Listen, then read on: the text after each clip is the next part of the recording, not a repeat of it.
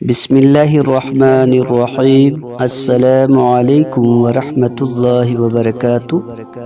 پیارے مسلمان بہن بھائیوں، اگر آپ حدیث پاک سننا پسند کرتے ہیں تو یہ ویڈیو اسپیشلی آپ کے لیے ہے۔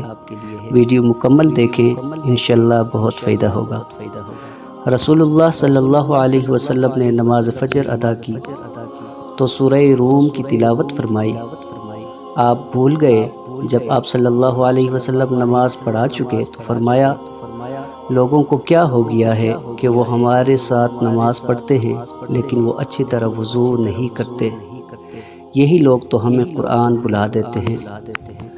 جب بندہ مومن وضو کرتا ہے اور کلی کرتا ہے تو خطائیں اس کے منہ سے نکل جاتی ہیں، جب ناک جھاڑتا ہے تو خطائیں اس کی ناک سے نکل جاتی ہیں، جب اپنا چہرہ دھوتا ہے تو خطائیں اس کے چہرے سے نکل جاتی ہیں، حتیٰ کہ اس کی آنکھوں کی پلکوں کے نیچے سے بھی نکل جاتی ہیں۔ چنانچہ جب وہ اپنے ہاتھ دھوتا ہے تو خطائیں اس کے ہاتھوں سے نکل جاتی ہیں، حتیٰ کہ اس کے ہاتھوں کے ناخنوں کے نیچے سے نکل جاتی ہیں۔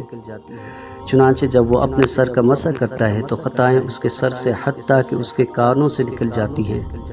جب وہ اپنے پاؤں دھوتا ہے تو خطائیں اس کے پاؤں حتیٰ کہ پاؤں کے ناخنوں کے نیچے سے نکل جاتی ہیں۔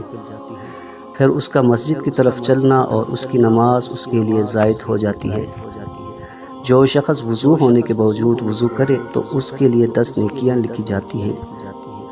بے شک میری امت کے لوگوں کو قیامت کے دن بلایا جائے گا تو وضو کے نشانات کی وجہ سے ان کے ہاتھ، پاؤں اور پیشانی چمکتی ہوگی۔